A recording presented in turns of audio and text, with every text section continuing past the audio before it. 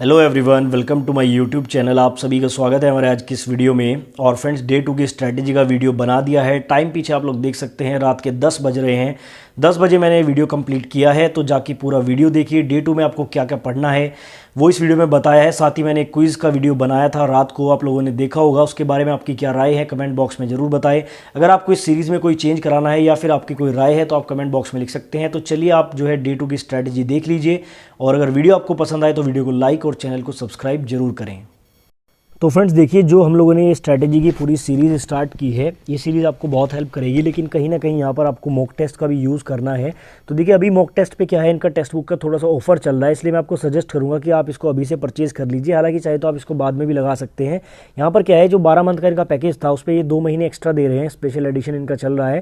तो यहाँ पर आपको 14 महीने की वैलिडिटी मिलेगी। साथ ही यहाँ पर प्राइजेस भी थोड़े से इन्होंने घटा दिए हैं। 399 वाला जो आपका ये इनका पूरा 1 साल का है, जो 14 महीने तक वैलिड रहेगा। इसमें अगर आप मेरा कूपन कोड EG10 यूज़ करते हैं तो 120 रुपये आपको यहाँ पर एक्स्ट्रा डिस्काउंट मिल जाएगा। ठीक है, और ये जो ऑफर है ये आपका आज रात तक ही चल रहा है, तो आपको जो है अभी परचेज कर लेना है। 410 से ज़्यादा एग्जाम्स के लिए यहाँ पर मॉक टेस्ट अवेलेबल है, ये तो आप सभी को पता है। बाकी यहाँ पर आप इसको ले लीजिए, ऑफर अभी चल रहा है, ऑफर एंड हो जाएगा। बाकी इसका 1 साल तक आप यूज़ कर पाएंगे। और मॉक टेस्ट किस तरह से लगाने हैं वो भी आगे मैं आपको वीडियोज़ में बताऊंगा, तो लिंक इसके मैं डिस्क्रिप्शन में दे रहा हूँ, आप जाके इसको परचेज कर लीजिए। तो फ्रेंड्स, डे 2 में अगर हम रीजनिंग की बात करते हैं तो डे 2 में रीजनिंग में हमें पढ़ना है सीरीज यानी श्रृंखला। देखिए, ये वाला चैप्टर इतना ज़्यादा इंपॉर्टेंट है। अगर आप लोगों ने 2018 का ग्रुप डी का एग्जाम दिया होगा तो आपको पता होगा, यहाँ से जो है 2 से 3 क्वेश्चन भी किसी किसी शिफ्ट में पूछे गए थे। यानी कि देखिए, 3 क्वेश्चन एक ही चैप्टर से आए थे। और ये वाला चैप्टर ऐसा है, अगर आपको इसके कंसेप्ट के बारे में नहीं पता है, इसके टाइप्स के बारे में आपको नहीं पता है, तो एग्जाम में आप कितनी भी कोशिश कर लीजिए, एक बार अगर आप क्वेश्चन में अटक गए तो इसका क्वेश्चन आप अटेम्प्ट नहीं कर पाएंगे। साथ ही देखिए, यहाँ पर आपको मैं टोटल 10 टाइप बताने वाला हूँ। पूरे यूट्यूब पर आप सर्च कर लीजिए, कितने भी बड़े टीचर के आप लोग वीडियो देख लीजिए, किसी भी वीडियो में आपको इस तरह से 10 टाइप बहुत ही शॉर्ट पीरियड ऑफ टाइम में नहीं बताए जाएंगे। तो यहाँ पर आपका फर्ज इतना बनता है कि इन वीडियोस को देख के आप चाहे चैनल को सब्सक्राइब ना करें, वीडियो को लाइक ना करें, लेकिन इनको शेयर जरूर करें अपने दोस्तों के साथ, क्योंकि देखिए बहुत सारे स्टूडेंट को इसकी जरूरत है। ये वाला चैप्टर बहुत ही ज़्यादा इंपॉर्टेंट रहता है। यहाँ पर स्टूडेंट अक्सर फंस जाते हैं। अगर मैं अपनी खुद की पर्सनल बात करूँ तो पहले ये वाला चैप्टर मेरा बहुत वीक था, लेकिन फिर मैंने इसके कंसेप्ट को थोड़ा बारीकी से समझा। और ये जो 10 टाइप मैं आपको बताने वाला हूँ, गारंटी के साथ मैं लिख के दे सकता हूँ कि ग्रुप डी में और NTPC में इन 10 टाइप से बाहर एक भी क्वेश्चन नहीं आएगा। NTPC में हो सकता है कि 1-2 क्वेश्चन ऊपर नीचे हो जाए, लेकिन ग्रुप डी में मैं 100% गारंटी लेता हूं। इन 10 टाइप को अगर आप लोगों ने कर लिया, जैसे एग्जाम में क्वेश्चन आएगा, सिर्फ आपके माइंड में ये 10 टाइप रहने चाहिए जो मैंने आपको अभी आगे बताने वाला हूं। तो देखिए, पहले टाइप की मैं बात करता हूं। सबसे पहले टाइप के जो यहां से क्वेश्चन बनते हैं वो सिंपल आपके अंतर के आधार पर बनते हैं। यानी कि देखिए, जैसे आपकी सीरीज लिखी गई है, ये 2, 4, 6, जैसे ही आपके सामने क्वेश्चन आएगा एग्जाम में, सबसे पहले आपको अंतर चेक करना है कि इसमें कहीं अंतर वाला पैटर्न तो नहीं लग रहा है। जैसे यहाँ पर 2-2 का अंतर है, ठीक है, या फिर यहाँ पर माइनस में भी लग सकता है। जैसे यहाँ पर पहले 32 लिखा हुआ है, फिर 30 लिखा हुआ है, यानी कि 2 यहाँ पर माइनस हो रहा है। सबसे पहला इन क्वेश्चंस को करने का तरीका यही होता है कि आपको यहाँ पर अंतर चेक करना होता है। ये इसका सबसे बेसिक टाइप भी होता है। अब बात करते हैं दूसरे टाइप की, स्क्वायर एंड क्यूब पर आधारित। देखिए, इस वाले टाइप के भी ग्रुप डी में बहुत सारे क्वेश्चन आते हैं। जैसे आपको लिख के दे देगा यहाँ पर, ये हो जाएगा 25, फिर आपका 36 हो जाएगा, फिर 49 हो जाएगा। अब अगर आपने प्रैक्टिस की है, आपने ये क्वेश्चंस किए हैं, तो आपको पता लग जाएगा ये 5 का स्क्वायर है, ये 6 का स्क्वायर है, ये 7 का स्क्वायर है। तो इसके आधार पर भी आपके बहुत सारे क्वेश्चन आते हैं। लेकिन जरूरी नहीं है कि सिर्फ स्क्वायर के आधार पर ही आए, यहाँ पर क्यूब के आधार पर भी आ सकते हैं। यहाँ पर जैसे 8 हो गया, उसके बाद यहाँ पर 27 हो गया, तो ये क्या होगा, 2 का क्यूब हो गया, ये 3 का क्यूब हो गया। इसके आधार पर भी क्वेश्चन पूछे जाते हैं। जिस पैटर्न में मैं आपको बता रहा हूँ, इसी पैटर्न में आपको इन्हें नोट डाउन करना है और इसी पैटर्न में आपको इनकी प्रैक्टिस भी करनी है। जब एग्जाम में आपके सामने क्वेश्चन आएगा, सबसे पहले आपको चेक करना है अंतर वाला पैटर्न तो नहीं लगाए। अगर अंतर वाला पैटर्न नहीं लगाए, फिर आपको जो है स्क्वायर और क्यूब वाले पैटर्न को चेक करना है। उसके बाद जो तीसरा पैटर्न यहाँ पर बनता है वो स्क्वायर या क्यूब के अंतर पर आधारित। मान लीजिए यहाँ पर मैं लिखता हूँ 2, उसके बाद यहाँ पर मैं मान लीजिए कोई भी संख्या लिख देता हूँ, यहाँ पर मैं लिख देता हूँ 27। तो इनके बीच में जो यहाँ पर अंतर आ रहा है, ये कितना आ रहा है आपका, 25 अंतर आ रहा है। और इस तरह से क्या होता है, आगे जो अंतर आएगा वो यहाँ पर कितना आ जाएगा, 36 आ जाएगा। यानी ये वाला पैटर्न भी रेलवे का बहुत ही फेवरेट पैटर्न है और इस पैटर्न पर भी क्वेश्चन आपके पूछे जाते हैं। तो ये हो गया हमारा यहाँ पर तीसरा पैटर्न। चौथे पैटर्न की बात करते हैं, स्क्वायर एंड क्यूब के साथ प्लस माइनस पर आधारित प्रश्न। देखिए, ये वाला जो आपका पैटर्न है बहुत ही ज्यादा इंपॉर्टेंट है। अब ये कैसे आपको समझना है मैं बताता हूं। जैसे यहाँ पर लिखा हुआ है 26, उसके बाद यहाँ पर लिखा होगा 37, ठीक है। अब आप यहाँ पर जब पैटर्न को चेक करेंगे तो थोड़ा सा आप कंफ्यूज हो जाएंगे, लेकिन आपको देखना है कि यहाँ पर 5 का स्क्वायर 25 और प्लस के 1, यहाँ पर क्या है आपका 6 का स्क्वायर 36 प्लस के 1, और यही सेम चीज यहाँ पर क्यूब में भी रिपीट होती है। यानी कि क्यूब और स्क्वायर में क्या करते हैं, +1 या फिर -1 भी कर सकते हैं। यहाँ पर जरूरी नहीं है कि आपको जो है 26 ही लिखा है, आपको ऐसे भी आ सकता है, 24 आ सकता है, 35 आ सकता है। तो आपको देखना है कि यहाँ पर क्या होता है, 25 का स्क्वायर माइनस के 1 किया गया है, यहाँ पर क्या है आपका 6 का स्क्वायर यानी कि 36 और माइनस के 1 किया गया है। तो इस तरह के पैटर्न भी यहाँ पर यूज होते हैं। तो ये हो गया हमारा चौथा पैटर्न। पांचवा जो मोस्ट इंपॉर्टेंट पैटर्न है सीरीज वाले चैप्टर में, वो है आपका प्राइम नंबर।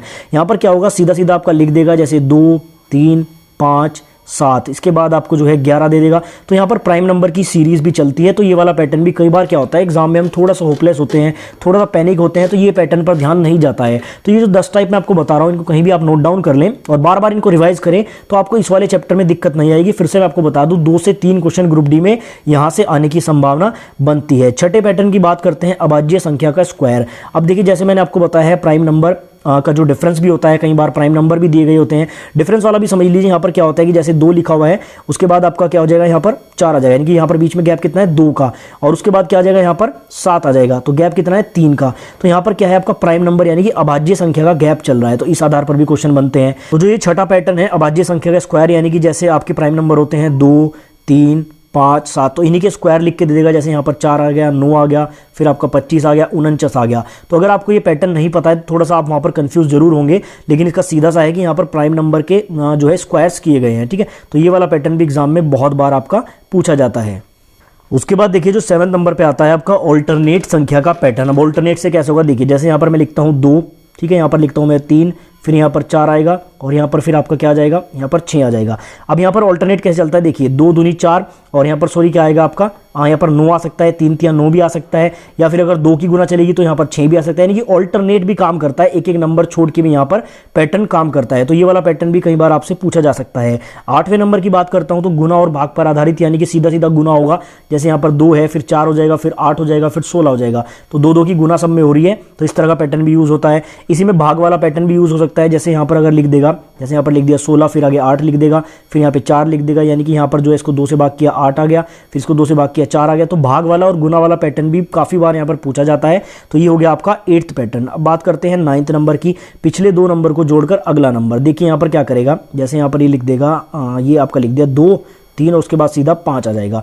तो 2 और 3 को जोड़ा 5 आ गया, उसके बाद 5 3 को जोड़ के 8 आ जाएगा। अगला आपका क्या आएगा नंबर, यहाँ पर 8 और 5 कितना हो जाएगा आपका, 13 आ जाएगा। तो ये वाला पैटर्न भी एग्जाम में बहुत पूछा जाता है। और लास्ट यहाँ पर है आधा या 2 गुना करना। ठीक है, ये तो सिंपल ही है, बेसिकली डिवाइड और मल्टीप्लाई वाला है। यानी कि अगर यहाँ पर लिख देता है 16, तो आगे 8 लिख देगा उसका आधा, या फिर हो सकता है 16 के बाद यहाँ पर 32 भी लिख सकता है। तो ये टोटल 10 पैटर्न यहाँ पर बनते हैं सीरीज वाले चैप्टर से। और मैं आपको गारंटी के साथ कह सकता हूँ, ग्रुप डी में इन 10 पैटर्न से बाहर एक भी क्वेश्चन नहीं आएगा। पूरे यूट्यूब पर आप देख लीजिए, इतना ईजिली आपको कोई भी नहीं बताएगा। अब आपको इनकी प्रैक्टिस कहाँ से करनी है, देखिए सबसे पहले तो आपको ये सारे 10 पैटर्न नोट करने हैं।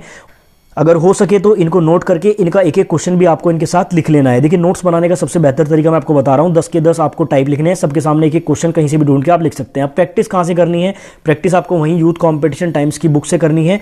और यूथ कॉम्पिटिशन में भी कितने क्वेश्चन करने हैं, देखिए यहाँ पर क्वेश्चन बहुत ज़्यादा है, लेकिन जो इंपॉर्टेंट क्वेश्चन है वो 1 से लेकर 50 तक है। यानी कि आप पहले इन 10 टाइप के एक एक क्वेश्चन नोट कर लीजिए, उसके बाद यूथ कॉम्पिटिशन टाइम्स के ये 50 क्वेश्चन सिर्फ आपको करने हैं। पूरा चैप्टर आपकी उंगलियों पर होगा, मैं गारंटी के साथ कह रहा हूँ।